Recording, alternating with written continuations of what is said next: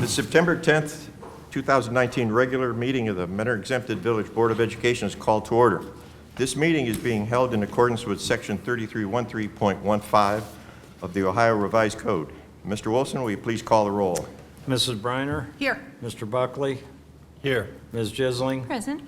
Mrs. Roberts? Here. Mr. Tuttle? Here. Please join me in the Pledge of Allegiance. I pledge allegiance to the flag of the United States of America and to the republic for which it stands, one nation, under God, indivisible, with liberty and justice for all.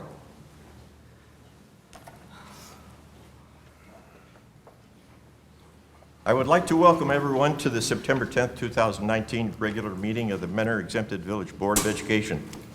Prior to this evening, each board member has received for their review and consideration the agenda and materials associated with each agenda item for the board's approval via the district's paperless Board of Education agenda system, Board Docs.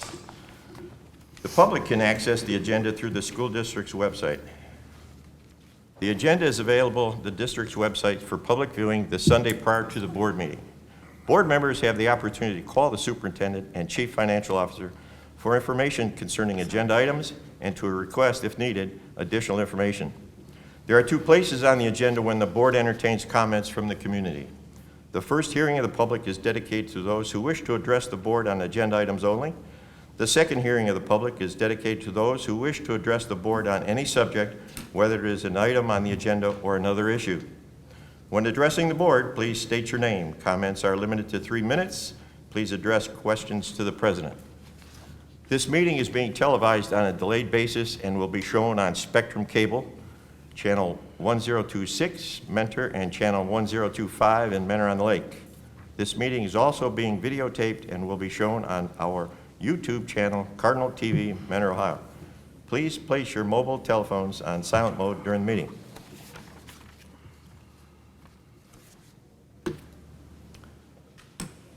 Next on the agenda, the approval of minutes. So Motion? moved. Second. Mary. Call the roll, please. Mr. Wilson? Mrs. Briner? Yes. Ms. Jisling? Yes. Mr. Buckley? Yes. Mrs. Roberts? Yes. Mr. Tuttle? Yes. Next on the agenda, hearing of the public on agenda items. Anyone? Having none? Mr. Porter, Superintendent's report, please. Thank you. Good evening, Mr. President, members of the board. I have the following recommendations listed under the consent agenda and recommend approval of items 5A1 through 5A5. So moved. Second.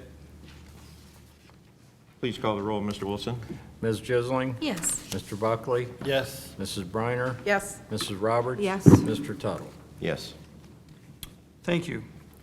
Mr. President and members of the board, I would like to invite Mr. Crow and Ms. Jessling to the podium to recognize 3 students who earned achievement awards for superior writing from the National Council of Teachers of English. Mr. President, members of the board, Mr. Porter and Mr. Wilson, thank you for the opportunity to be here tonight to recognize 3 Mentor High School students who were awarded with their certificate for superior writing from the National Council of Teachers of English.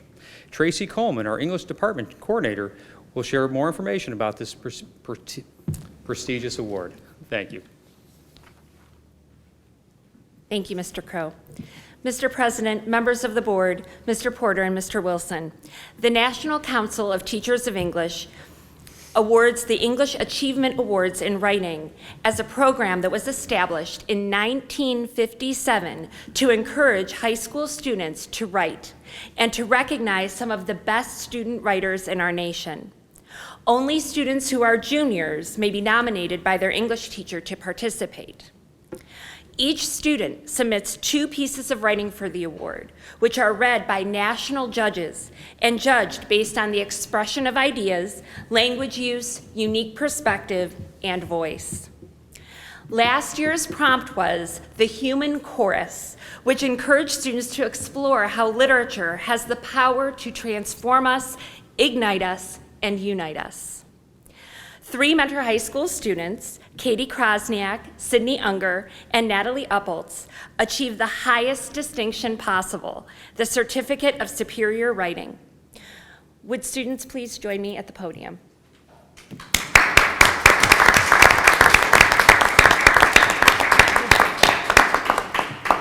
This is Katie Krosniak and Natalie Upholtz. Sydney could not be here with us tonight. But students in only 9 high schools across Ohio earned this high honor. We are so proud of these fine young writers for developing their strong, unique voices and showing an artistry in their composition that has earned them well-deserved national recognition. And I had the great pleasure of teaching these 2 fine young women, and I can tell you that they are exceptional in every possible way. Congratulations, Katie, Natalie, and Sydney. We hope you will continue to write with passion and raise your strong and beautiful voices, both at Mentor High School and in the very bright futures that await you both. Thank you.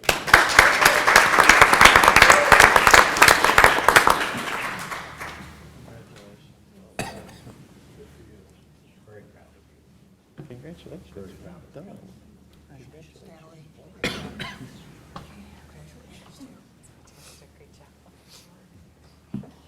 Excellent work.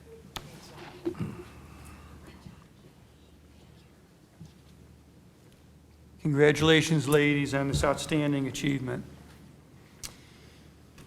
Mr. President, members of the board, this evening I want to take a few minutes to share some details with you in the traditional opening of school report. The first few weeks of school is always an exciting time as students meet teachers, teachers meet students, students meet new friends, and parents return to the school year routines that help regulate their homes as they watch their children growing up right before their eyes. I am so appreciative of the efforts of our administrators, certified staff members, classified staff members, all of those who spent many hours this summer to prepare for the arrival of our students on August 19th.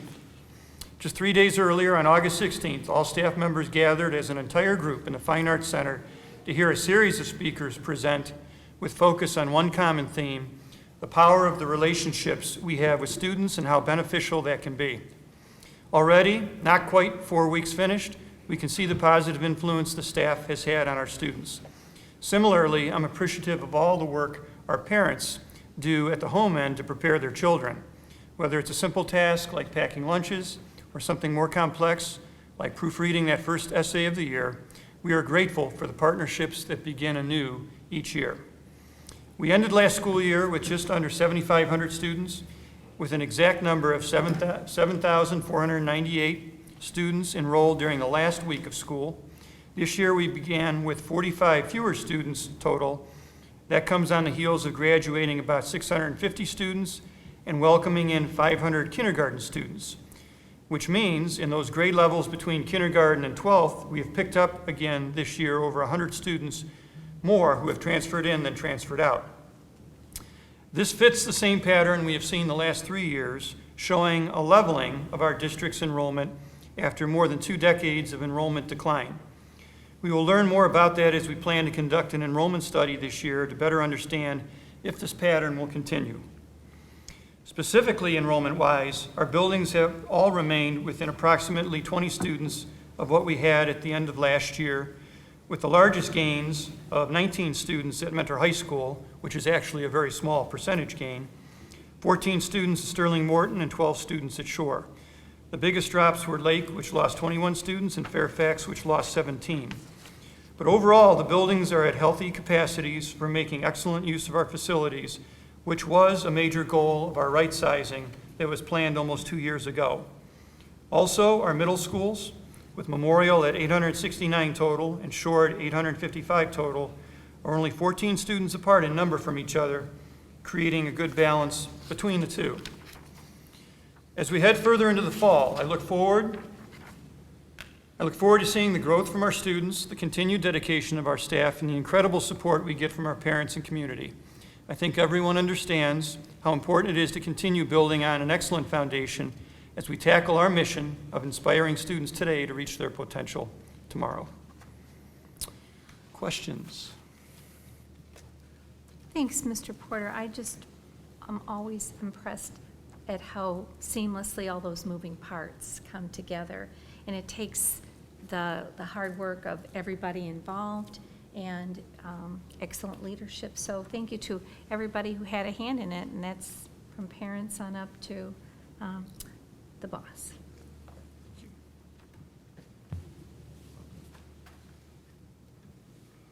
Thank you.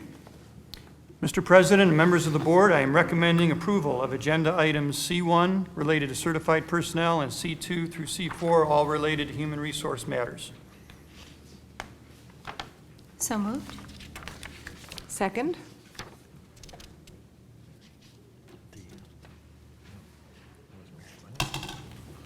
Who was the Mary. second? Me. Oh, Deanne. All right, thanks. Okay, sorry. Please call the roll, Mr. Wilson. Ms. Jisling? Yes. Mrs. Roberts? Yes. Mrs. Briner? Yes. Mr. Buckley? Yes. Mr. Tuttle? Yes.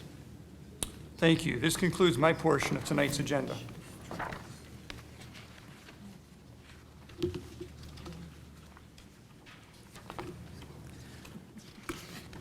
Under board business, item A, following up from the annual performance review of the superintendent, I've prepared a resolution to set the superintendent's compensation effective August 1st, 2019, as presented in the agenda.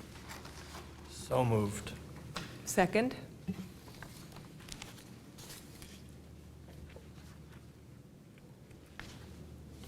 Please call the roll, Mr. Wilson. Mr. Buckley?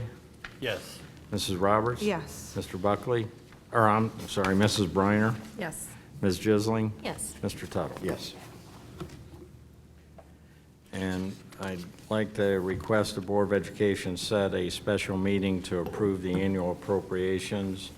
I believe that we were looking at September 24th, if that's still a good date for everybody. I'll be out of town. Oh, how about the 25th? I won't be back until the 27th. 24th and 25th are bad for me. 25th is not good for me in the PM. Okay. Well, we have until the end of September. We could even entertain September 30th, if that would work. That's not good for me either. No? All right. Did you check the 23rd? 23rd, is that doable? It's good for me. Not for me. I'll No, be out of you're town. out. Bad for me, too. I could do the 30th. I can do the 28th. 28, 29, and 30 are okay for me. I'm good for all those days.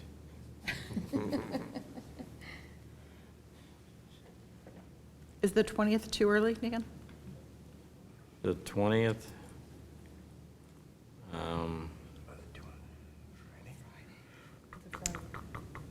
Can you have it by the 20th, Dan? I believe we could, yes. I can do Is that good for everyone? I'm away still. Junie? I'm away because I'm leaving Monday. And I'll be back the 27th. You're here the 20th or not? I can't do the 20th, I'll be gone, Oh, the 20th is not good for you, Ginny? But you're No. gone for 2 weeks? basically. How about the 19th? I'm leaving on Oh. the 16th. We have enough of us here on the 20th? We Yeah, have it looks 4, like you have that's a enough. quorum. Mm-hmm. Can we do 4? Yeah. isn't it? All right. And The 20th works for me then. with a meeting at the end of the workday at 5 or 5:30 be acceptable? Yes. Yes. Preference on time? Mary, it's kind of up to you. 5:15? When's homecoming? 5:15? When's homecoming? It's not that weekend. We're on the Are 20th? you going to homecoming? Yes. Yeah, I haven't picked up my grass yet. I'm good for those.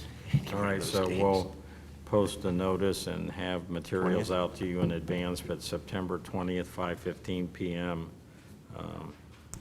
in the administrative building, or the board building, 5 p.m.? You said? 5:15. Thank you very much.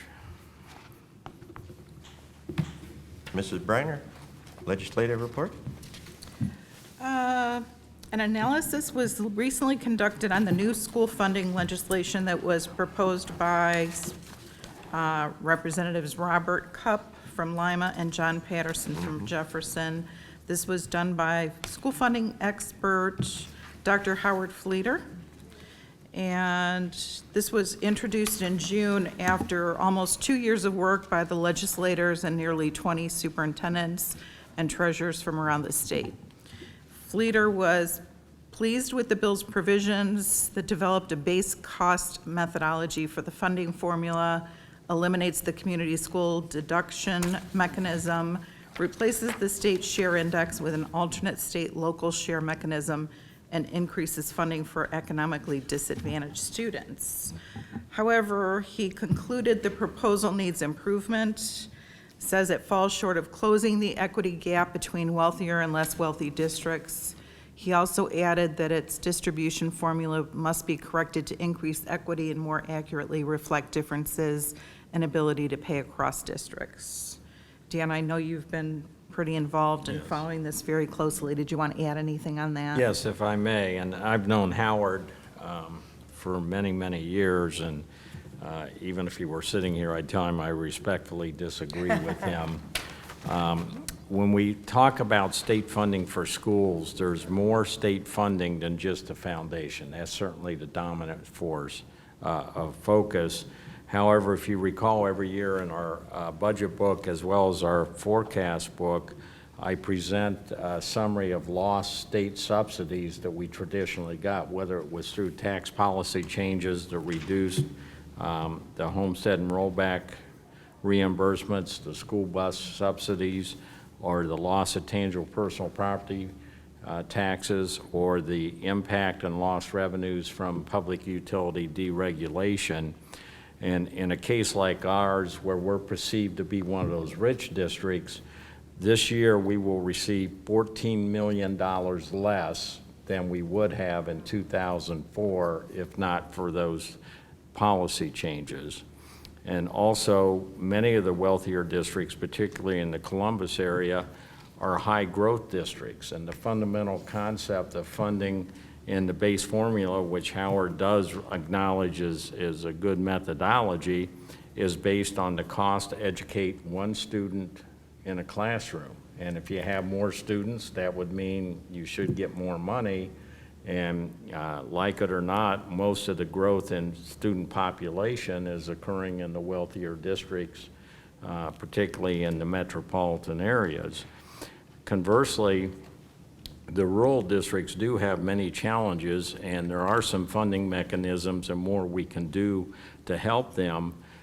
Even though it's a small piece of the puzzle, transportation's a huge issue for rural districts with large geographic areas, and restoring the bus subsidies and some other things to them will do it.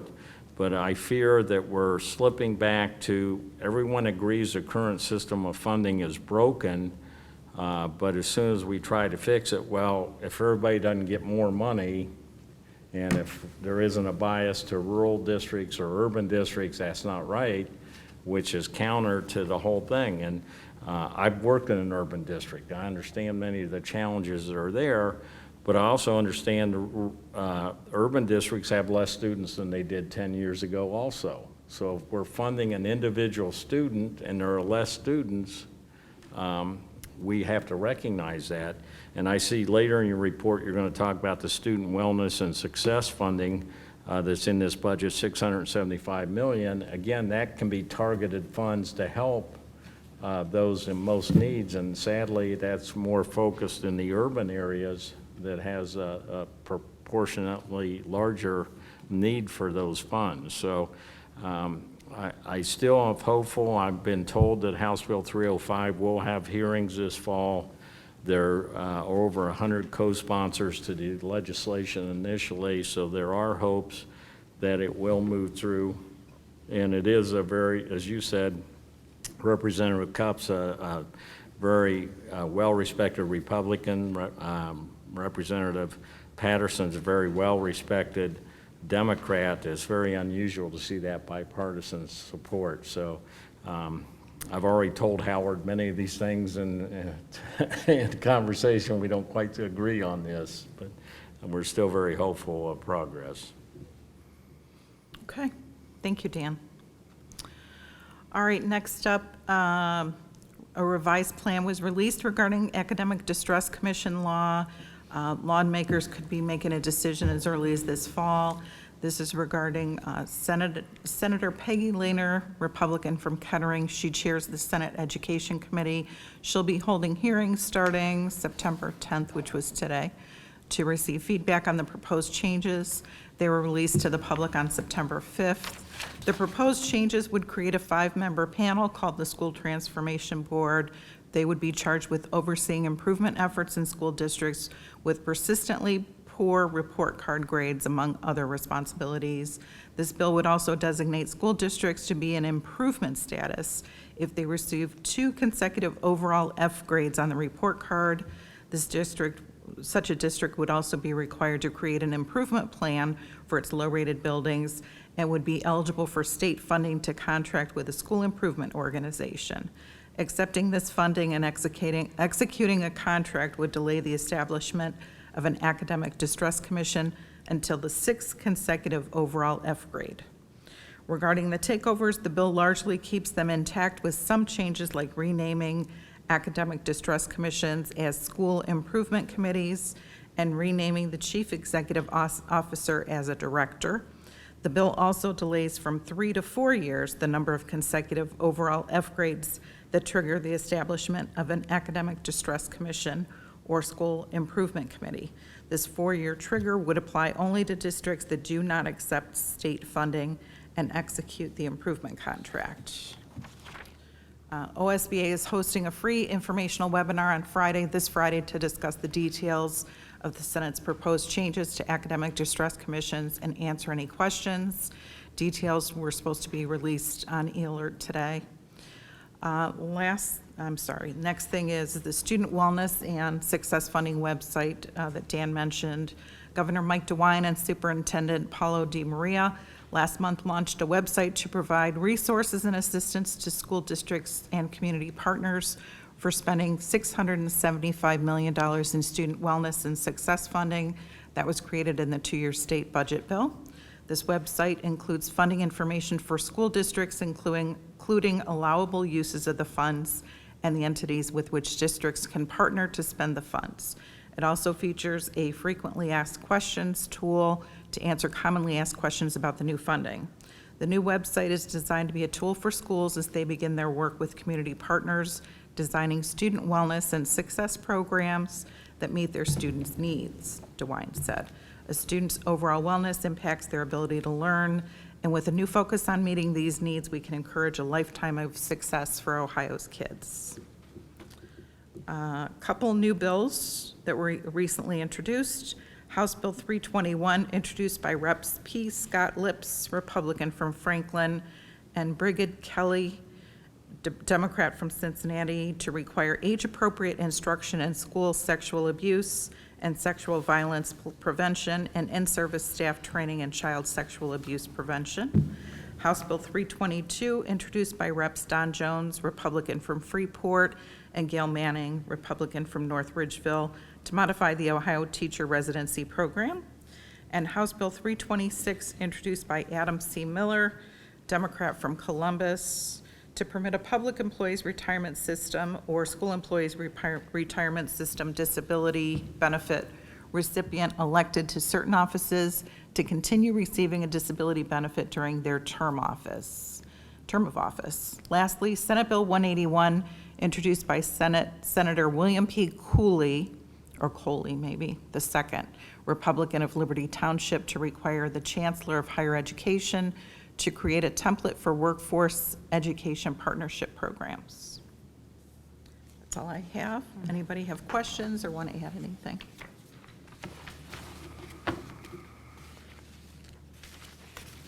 Thank you.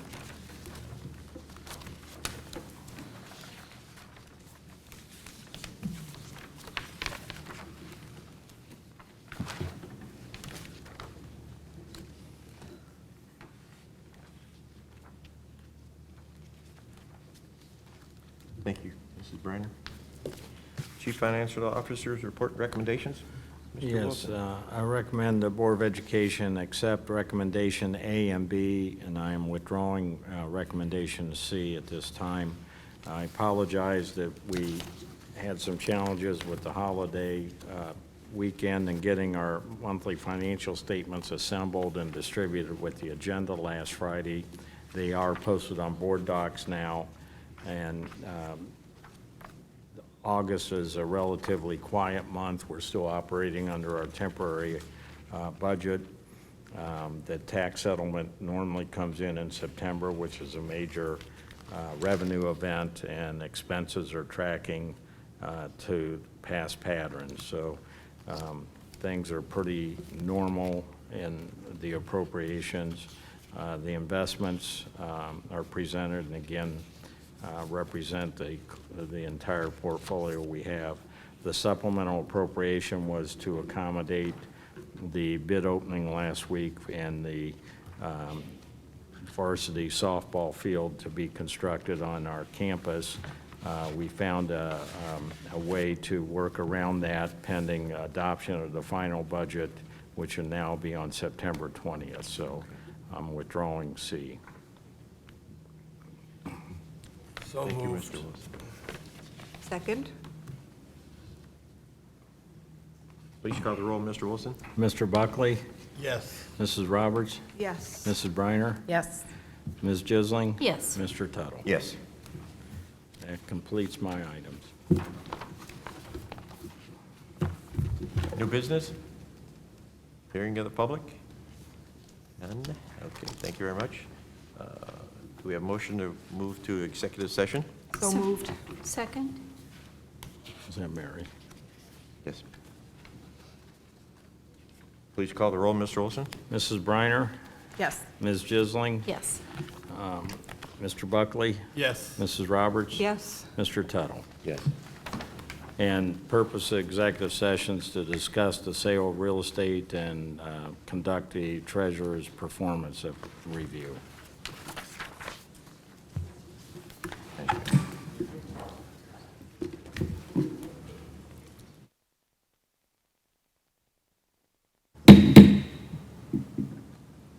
Board meeting back to order.